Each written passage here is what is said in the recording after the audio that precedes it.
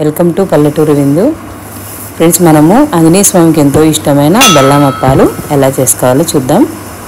ఇందులో ఒక పెద్ద బౌల్ తీసుకొని 1 కప్పు వరకు గోధుమ పిండి, అలాగే 1 కప్పు వరకు బియ్యం పిండి, పొడి బియ్యం పిండి. ఇది చిన్న కప్పుతో రవ్వ అండి, ఎక్కువ రవ్వ వద్దు, జస్ట్ స్మాల్ కప్పు.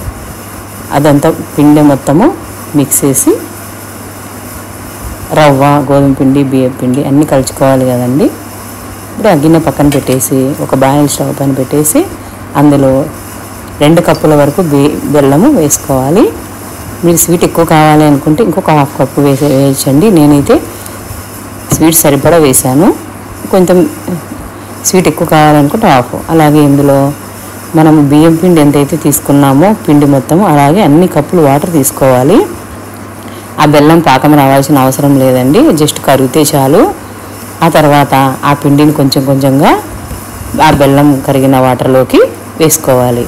ఆ తర్వాత కొబ్బరి తురుము వేసి ఇలాచీ పౌడర్ వేసుకొని కాస్తంత నెయ్యి కూడా వేసి బాగా కలుపుకోవాలి.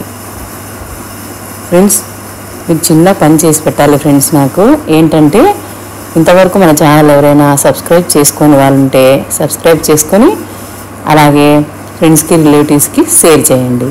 అంతే ఫ్రెండ్స్. ఇప్పుడు ఈ బాగా కలిపిన మిశ్రమం అంతా చూడండి, ఇలా మెత్తగా పిండి ముద్దలు లేకుండా బాగా కలిపి ఇలా స్మూత్గా అయ్యే వరకు కలుపుకోవాలి.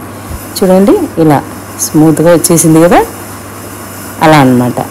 ఇప్పుడు ఈ పిండి ముద్దను పక్కన పెట్టి నిమ్మకాయ సైజ్ అంతా చిన్న బాల్స్ లాగా రౌండ్గా, చీలికలు లేకుండా, పగులు లేకుండా అలా స్మూత్గా రెడీ చేసి పెట్టుకోవాలన్నమాట. అన్నీ ఒక్కొక్కటిగా కొంచెం కొంచెంగా తీసుకొని చేతికి నెయ్యి కానీ ఏదైనా కొంచెం ఆయిల్ కానీ అప్లై చేసుకొని అలా బాల్స్ అన్నీ రెడీ చేసుకొని ఏదైనా ఒక పేపర్ కానీ మీ ఇష్టం దానిపైన చిన్నగా పగులు లేకుండా, మరీ పెద్దగా చిన్నగా లేకుండా మీకు కావాల్సిన సైజులో ఇలా మందం, మరీ మందం లేకుండా, పలసగా లేకుండా ఇలా అన్నీ ఒత్తి ఒక్కొక్కటిగా ఆయిల్లో డీప్ ఫ్రై చేసుకోవాలన్నమాట. ఫ్రెండ్స్, మంటని మీడియం ఫ్లేమ్లో పెట్టుకొని ఫ్రై చేసుకోండి. హైలో పెట్టినట్లయితే అవి పగుళ్ళు వచ్చేస్తాయి. అలాగే ఇలా ఒక్కొక్కటిగా నెమ్మదిగా తీసి ఫ్రై చేసుకొని, చూసారా ఎంత బాగా పొంగిందో కదా.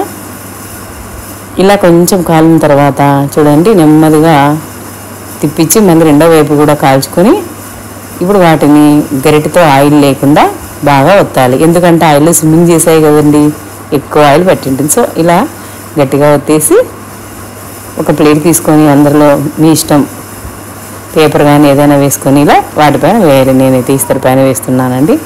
ఇలా మరొకసారి కూడా చూడండి, చిన్నగా ఇలాగే మందం లేకుండా, పలసగా లేకుండా మంటని మీడియం ఫ్లేమ్లో పెట్టుకొని ఇలా ఫ్రై చేసుకోవాలి. ఇలానే మొత్తం ఫ్రై చేసుకొని చూడండి ఇలా వచ్చేసాయి. మీరు కూడా ట్రై చేయండి, ఎలా ఉన్నాయో చెప్పండి ఫ్రెండ్స్ కామెంట్స్లో. ఓకేనా? Thank you friends.